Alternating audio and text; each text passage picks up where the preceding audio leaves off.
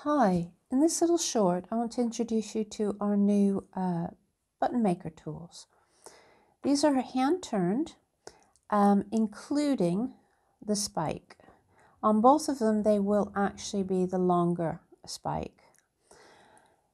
If, like me, you consistently make two different types of buttons, then you may wish to do what I've done with this one, which is find the sort of size that I often use, and then I have closed off the top. I've literally just cut off the top with a scalpel so that I know that my button molds that I consistently use for my thread wrap buttons can sit nicely on the button tool.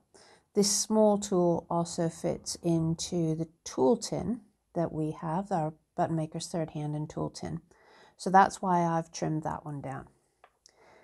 The larger one I've decided to keep with the longer spike. And of course, you may wish to do this with both, depending on your favorite types of buttons. But this gives me a sort of adjustable spike so that when I'm working my earlier period or ball buttons or knots or anything like that, I've got something smaller to fit into the smaller holes, and then I can hold that while I'm working the button. Whichever you use, if you're using the button tool for thread wrapped buttons, I suggest that you always work your foundation cross first before you sort of spike your button. And obviously, because the spike itself is wood and is hand turned as well, you do have to treat it with a little bit of care.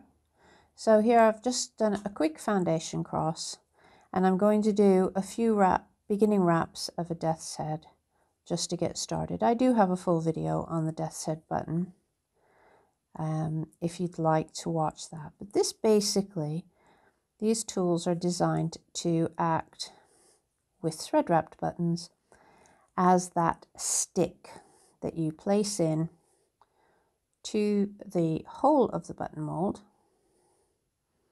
to hold your button in place as you're wrapping. And when you do this,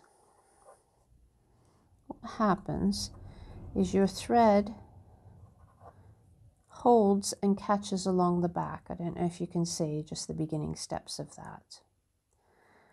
So that's what they're designed for. And as I said, you can, if you take it out, by the way, before you've fixed it, they will come loose. If you prefer, you can of course use the, leave them intact, have the stick up for a little bit, and then when you get close to the end, you can just lift your button ever so slightly to finish off those last wraps. So that is how they've been designed. A nice little tool as opposed to just having a stick or a pin or something similar. Thanks very much for watching. See you in the next one. Bye bye.